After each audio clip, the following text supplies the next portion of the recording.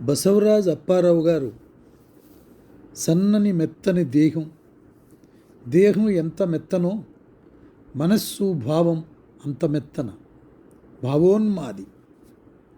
మనస్సు పసిపిల్లవాడి దానివలే వంకర్లు లేనిది, ప్రేమపూరితమైనది. చిత్తవృత్తి ఎప్పుడూ అతని మనస్సు ఎంత ఉదారమో అందరూ అంతేననుకునేవాడు.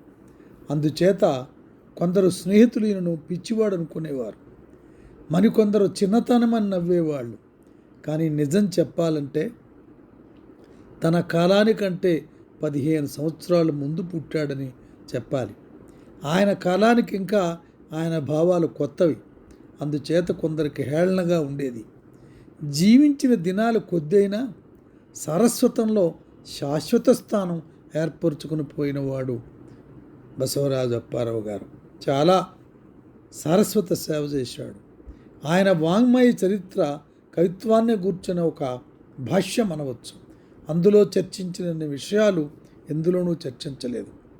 పాల మీద మీగడ వంటి వాడు బసవరాజు అప్పారావు. చిన్నతనంలోనే తాను కోరుకున్నట్లు పెదవుల మీద కవిత్వంతో దిగులు విచారం అనేది లేకుండా స్వర్గానికి ఆడుకోపోయినాడు అప్పారావు. చాలామంది బసవరాజు అప్పారావు గారి గురించి స్మృతులలో అనేక అభిప్రాయాలు వెళ్ళపుచ్చారు. అయితే బసవరాజు అప్పారావు గారు పాడుకోవడానికి అనువైన గీతాలు అనేకమైన గీతాలు రాశారు. కొన్ని గీతాలు సినిమాల్లో భావగీతాలుగా ఆల్ ఇండియా రేడియోలో గొప్ప గాయకులైనటువంటి బాలమురళీకృష్ణ, రావు సరస్వతి గారు వంటి వారు పాడారు. అయితే మాలపిల్లలో సూరిబాబు పాడినటువంటి కొల్లాయి గట్టి నానేమి మా గాంధీ మాలడై నానేమి అద్భుతంగా ప్రసిద్ధి పొందినటువంటి పాట. అలాగే గుత్తి వంకాయ కోరోయి బావ ఇటువంటి పాటలు ఎన్నో వారివి ప్రసిద్ధి చెందినాయి.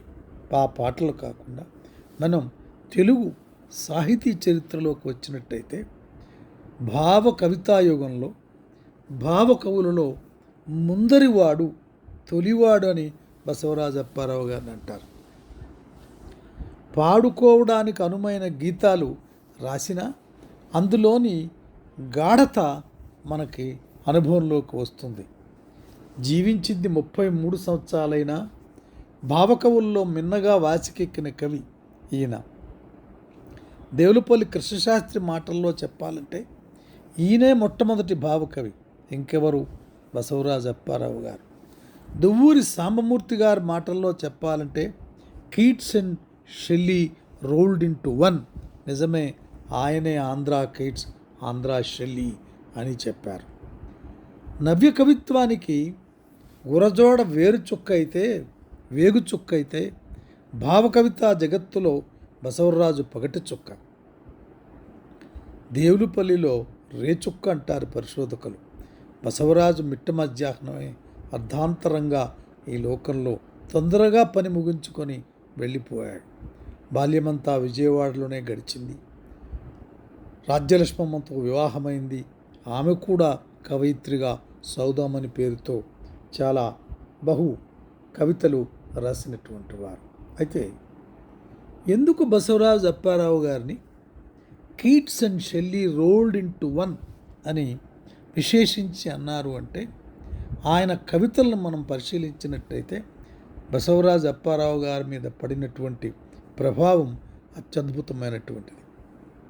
ఉదాహరణకు, వేదాద్రి శిఖరాన వెలుగున్న జ్యోతి మెనుకుమని కాసేపు కునికిపోయింది, దేవలోకము నుండి దిగినట్టి గంగ వచ్చిన్న దారినే పట్టి మళ్ళింది, కాపురం వచ్చిన కన్ని పాపాయి ఇల్లు ఖాళీ చేసి వెళ్ళిపోయాడు. అందులో ఎంతటి విషాదమున్న ఆ బరువును ఆ కవిత్వంలో అత్యంత గుంభనంగా పెట్టినటువంటి వాడు బసవరాజు అప్పారావు గారు. అయితే సుప్రసిద్ధ పత్రికలు ఆ రోజున ఆంధ్రపత్రిక యాజమాన్యం బసవరాజు గారికి ఉద్యోగం ఇచ్చింది. కవికుమారుడికి సెలవు దొరికింది. అప్పుడు ఆయన ఇల్లు కవులకు కూడలిగా మారింది. రాయప్రోలు సుబ్బారావు, దేవులపల్లి కృష్ణశాస్త్రి, బాపిరాజు, నండూరి అబ్బూరి ఇలా ఎంతోమంది ఆయనకు మిత్రులయ్యారు. ఒకవైపు స్వాతంత్రోద్యమం వైపు కూడా ఆయన దృష్టి బాగా మళ్ళింది. ఆంధ్రరత్న దుగ్గిరాల గోపాలకృష్ణయ్య గారు తదితరులు మద్రాసుకు వచ్చినప్పుడు ఆయన ఇంటనే బస చేసేవారు. బసవరాజు చాలా సున్నిత హృదయుడు. ప్రతి అనుభూతిని ఆయన పాటగా పాడాడు. ప్రకృతిలో కనిపించిన ప్రతి రసమైనటువంటి దాన్ని ఒక ఆనందమైన దాన్ని కానీ విషాదాన్ని కానీ ఏదో ఒక దానిలో పాటలుగా వినిపించారు. తన కుమార్తె మంగళప్రద చనిపోతే కోయిలా కోయిలా కూయబోకే, గుండెలు బద్దలు చేయబోకే, తీయని రాగాలు తీయబోకే, తీపితో నా మనసు కోయబోకే, చిట్టినీ జ్ఞాపకం చేయబోకే, చింతలో ప్రాణాలు తీయబోకే అని ఏడ్చాడు. తన మిత్రుడు గోపాలకృష్ణయ్య గారు మరణించినప్పుడు ఎలా పాడేనింక యమునా కళ్యాణి, నే లీలా మానవుడు గోపాలుడు లేడాయే, బంగారు గనుల్లో చెంగలించే వేళ పిడుగుబోలిన వార్త వినిపించినారయ్యా. చాలా అద్భుతమైన ఎలిజీ రాశాడు. అప్పారావు ప్రేరణ వల్లే నండూరి ఎంకిపాటలు రాశారు. బసవరాజు నండూరి దేవులపల్లి రాయప్రోలు కన్నా ముందే పాటలు అల్లారు. ఆయనది ఆలోచన ధోరణిలోనే కాక అన్య విషయ వివరణలోను, ఆత్మాశ్రయ ధోరణిలోనే కాక అన్య విషయ వివరణలోనూ అందివేసిన చెయ్యి. అందుకు యశోధరా విలాపం లాంటి గీతాలు సాక్ష్యం. లేపనైనా లేపలేదే మోము, చూపనైనా చూపలేదే కోప కారణమేమో ఏ పాప మెరుగని, ఏ వివరణ అవసరం లేకుండానే హాయిగా అర్థమవుతాయి బసవరాజు గేయాలు.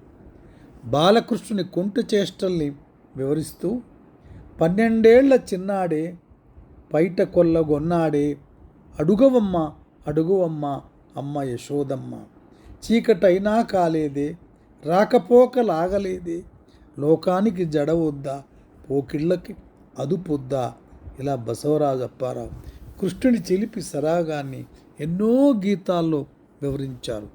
దొంగ కృష్ణుడు గీతంలో ఆయన నల్లవాడే గొల్ల పిల్లవాడే చెలియ కల్లగాదే వాని వల్లో చిక్కితేనే అన్నాడు.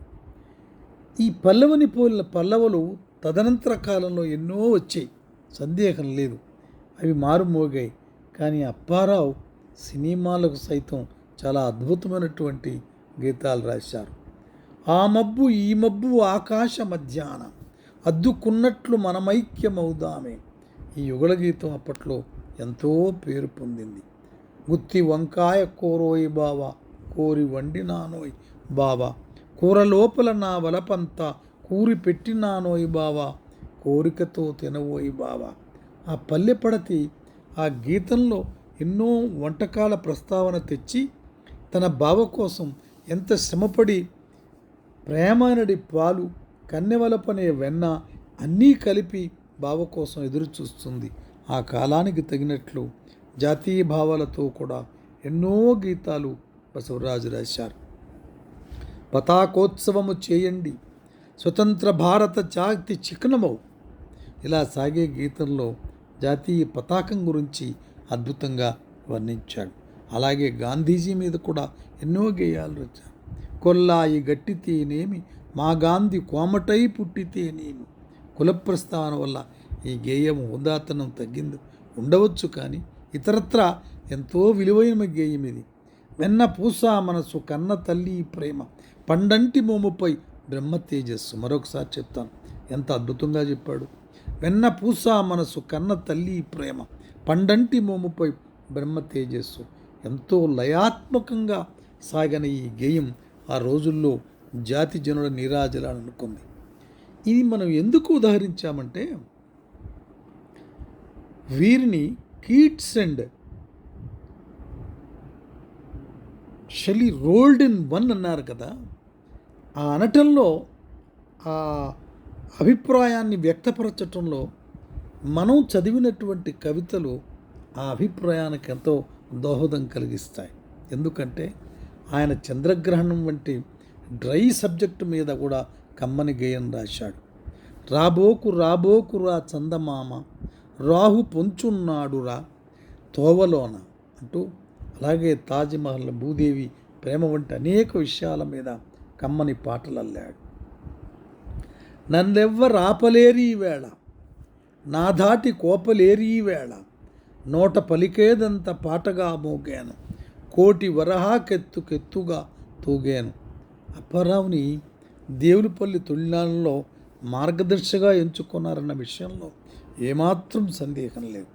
తనకన్నా ముందు రాసిన వ్యక్తి ప్రభావం పడటం సహజమే. అయితే దేవులపల్లి దాన్ని అధిగమించి విస్తరించినందువల్ల భావ కవితా విప్లవంలో ఆయన ఒక శిఖరంగా మారారు.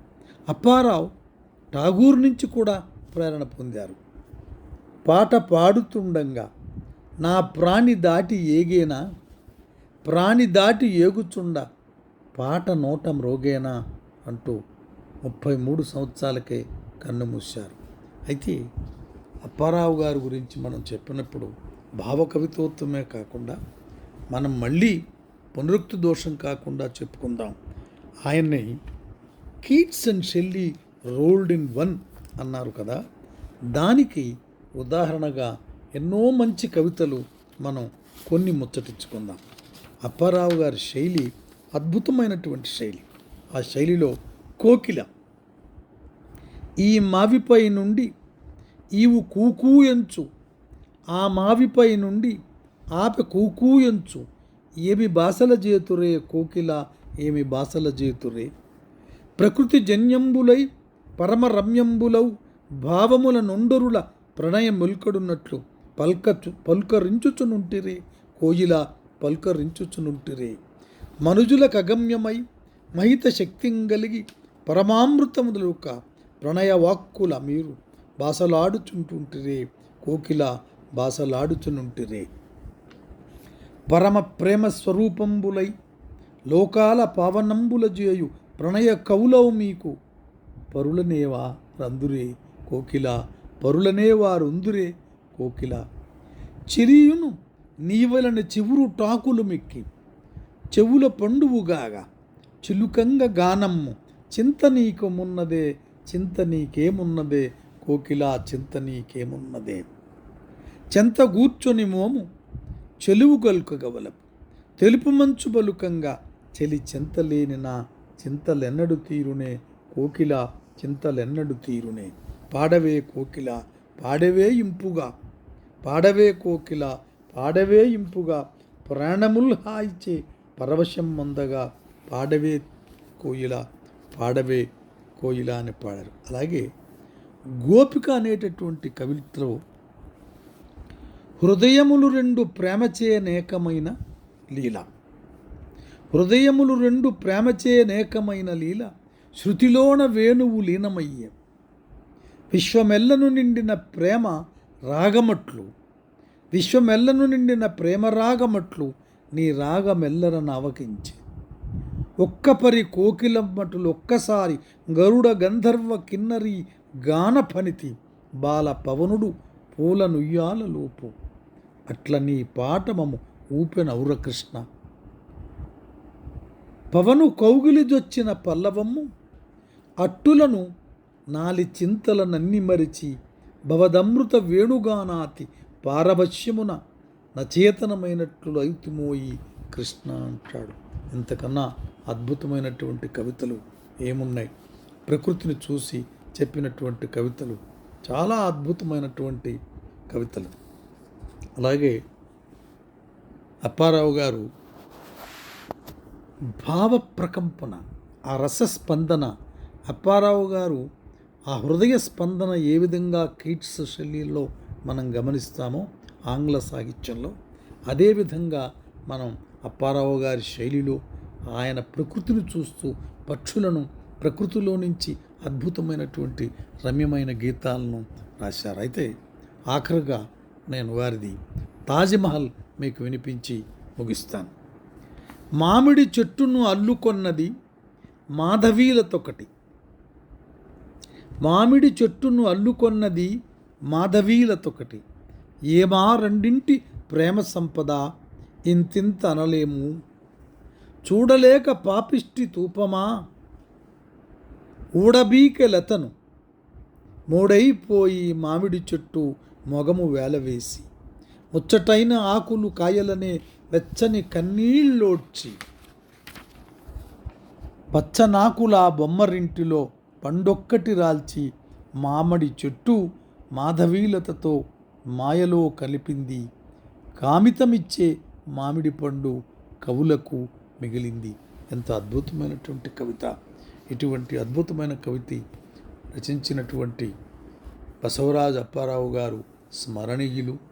విశేషించి మనందరం, ఇంకా విశేషించి యువత ఆ కవితలు చదివి అందులో లాలిత్యాన్ని, వారిపై పడినటువంటి ప్రభావాన్ని, ప్రత్యేకించి బసవరాజు హృదయంపై కీట్స్, షెల్లీ, ట్యాగూర్ తాలూకా ప్రభావం ఏ రీతిగా ఉంది, అది తెలుగులో ఎంత అత్యద్భుతంగా రాయగలిగినటువంటి వ్యక్తి, ఎంతో రసోద్దీపన, రసనిశ్యందనం, రసప్లావితమైన హృదయం లేకపోయినట్టయితే బసవరాజు ఇంత మంచి గేయాలు రాయలేడు.